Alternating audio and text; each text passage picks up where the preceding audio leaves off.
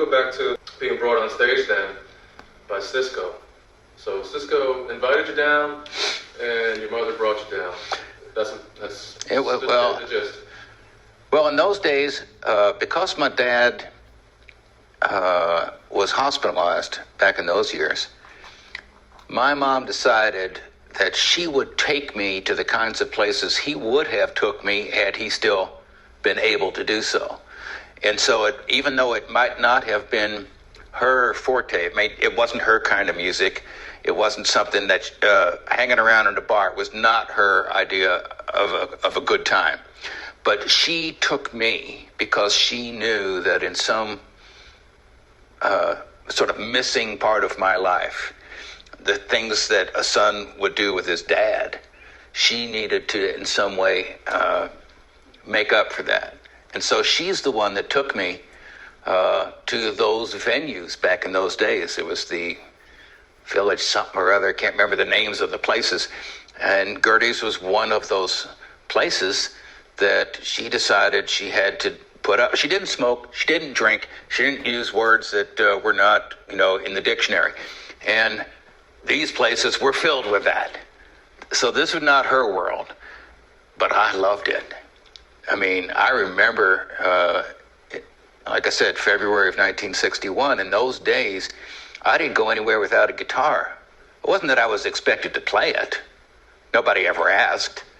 On Sunday afternoons, we would be out in Washington Square, and there would be people just strolling around in little groups or whatever, just all playing with each other. And you could have 50 songs going on at once.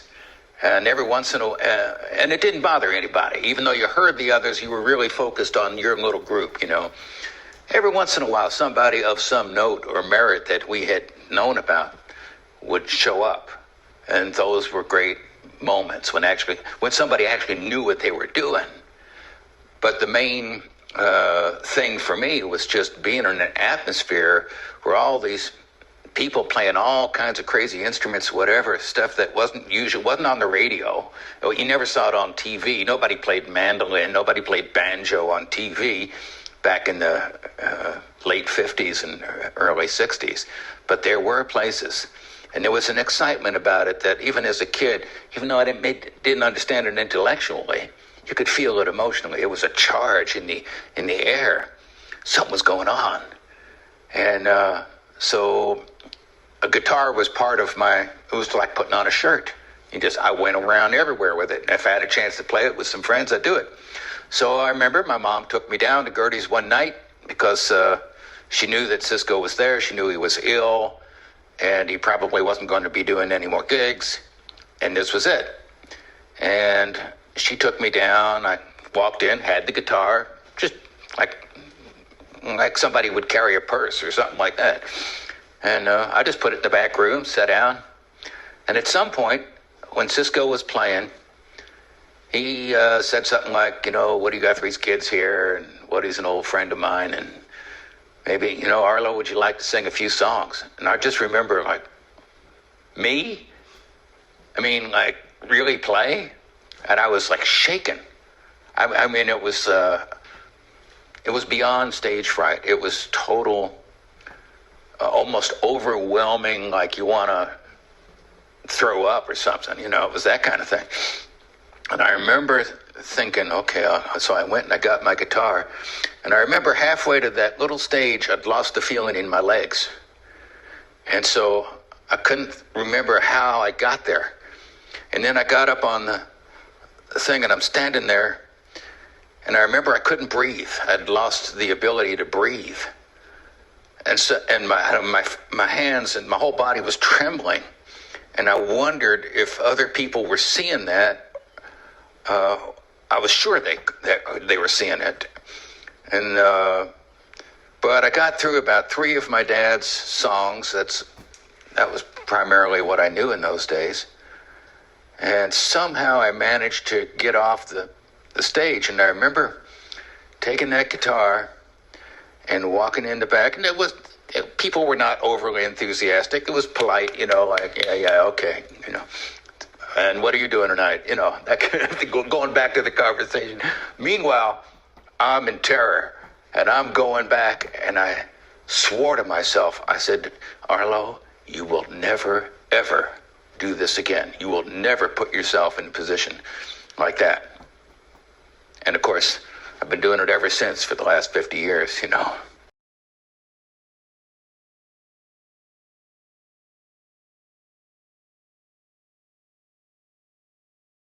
But I'll never forget the feeling of being that scared and that the trembling, overpowering sensation that you don't have any control. You can't breathe, you can't stand, you can't play, you can't do nothing. Your fingers are just, you might as well have rubber bands, you know. It was awful. How did it sound? I have no idea how it sounded.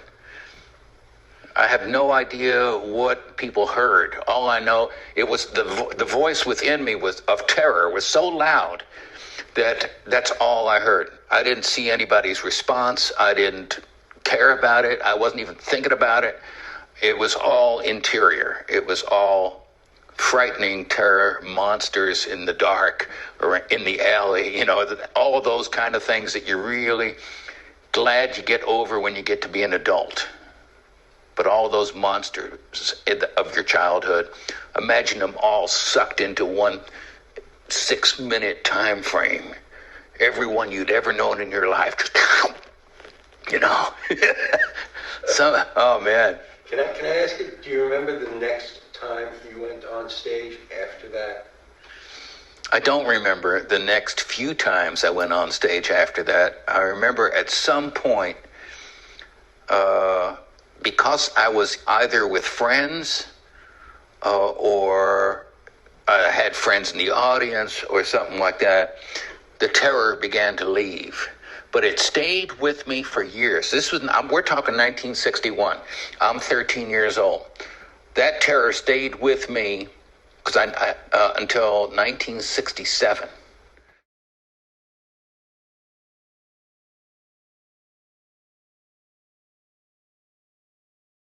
And I remember when it left me because I had to go on a tour of Japan with Judy Collins, who was another person I saw at Gerde's. And Judy was doing a tour of Japan, and I was asked to go along with Mimi Farina and along with Bruce Langhorne. And Bruce was playing with Judy in those days. And so I got to Japan, and at some point, I'm telling these long, crazy stories, singing these songs, realizing there's not one person who understands a word I'm saying.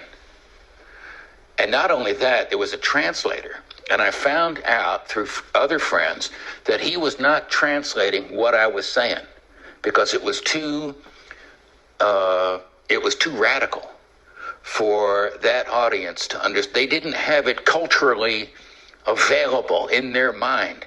It wasn't possible. It wasn't even, it wasn't in their consciousness that you could say no to a government, to a culture, as an individual. They didn't have that then. And so this guy was making stuff up. And I realized, to the point where Mimi Farina, who was also on the tour, gave up singing. She decided she's not going to sing anymore. And she ended up dancing to music that I would play and songs I would make up at the time.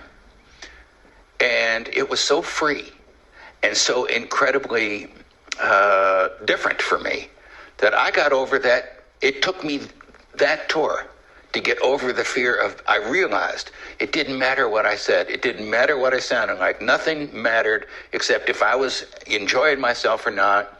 And I was just paying attention to Mimi. She was so gorgeous and so beautiful and such a wonderful heart. And just to see her dancing around with stuff that I was playing was like, this was mythic stuff.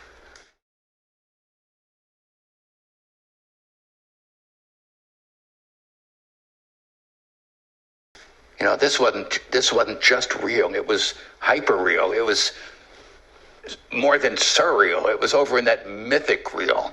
And when I got off of that tour, I wasn't afraid of anything. Anything could happen at this point.